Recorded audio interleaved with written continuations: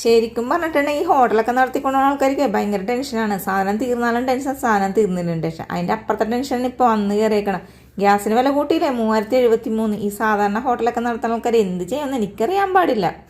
കടയിൽ തിരക്കിൻ്റെ ഇടയിൽ മിക്ക ആൾക്കാരും എനിക്ക് ഫോൺ ചെയ്യട്ടെ, ബന്ധുക്കളും അല്ലെങ്കിൽ സുഹൃത്തുക്കളൊക്കെ. അപ്പം ഞാൻ പറയും പിന്നെ വിളിക്കാം ഫോൺ കട്ട് ചെയ്തിട്ട് പോകും.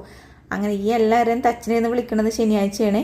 എന്ന് വെച്ചാൽ ഞായറാഴ്ച കട തുറക്കണ്ടല്ലോ, അപ്പം തച്ചിനെ നിന്ന് വിളിക്കുക, കുറച്ച് നേരം കിടന്ന് ഉറങ്ങുക എന്നൊക്കെ പറഞ്ഞിട്ടാണ്. അങ്ങനെ ഇന്നലെ എൻ്റെ ഒരു കൂട്ടുകാരത്തിന് വിളിച്ചപ്പോഴാണ് കറി എന്താണെന്നൊക്കെ ചോദിച്ചു വന്നപ്പോഴാണ് പറഞ്ഞത് കടച്ചക്കയും ചെമ്മീനും വറുത്തരച്ച് വെച്ച്.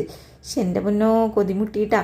അപ്പം ഇന്ന് രാവിലെ ഞാൻ കടച്ചക്ക അന്വേഷിച്ച് 3-4 കടയിൽ പോയിട്ട് എവിടെ കടച്ചക്ക കിട്ടിയില്ല. അല്ലാത്ത ദിവസങ്ങളിലൊക്കെ ഇങ്ങനെ ഇരിക്കണതാണ് കടയിൽ. ഇന്ന് ഞാൻ അന്വേഷിച്ചു ഇപ്പോൾ ഒറ്റ കടയിലും കിട്ടിയില്ല.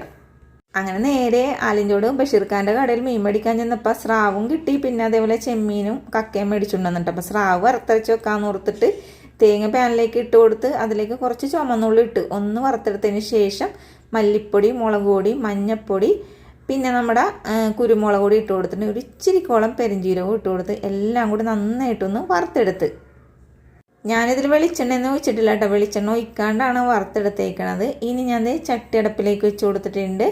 എന്നിട്ട് ഇതിലേക്ക് കുറച്ച് വെളിച്ചെണ്ണ ഒഴിച്ച് വെളിച്ചെണ്ണ കാഞ്ഞപ്പോഴേക്കും ഉലുവ പൊട്ടിക്കഴിഞ്ഞപ്പോൾ കുറച്ച് ഉള്ളിയും അതേപോലെ പച്ചമുളകും ഇഞ്ചിയും വെളുത്തുള്ളി അരിഞ്ഞതും കൂടി ചേർത്ത് കൊടുത്തിട്ടുണ്ട്.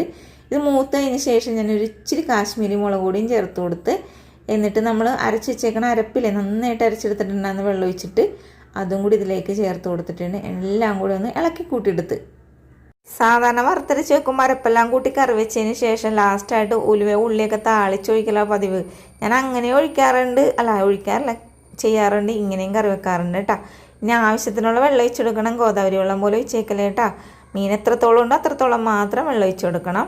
പിന്നെ കുറച്ച് ഉപ്പിട്ട് കൊടുത്തിട്ടുണ്ട്, പിന്നെ പുളിയും കൂടി കഴുകിയിട്ട് കൊടുത്ത് ഒരു തക്കാളിയും. ഇനി എന്നിട്ടില്ലേ നേരെ ഞാൻ ഫ്രഷ് കറിവേപ്പില പൊട്ടിച്ചിട്ടുണ്ട്, ഇപ്പോൾ വരാം കേട്ടോ. അങ്ങനെ ഈ കറിവേപ്പിലയും കൂടി ചേർത്ത് കൊടുത്തിട്ടുണ്ട്.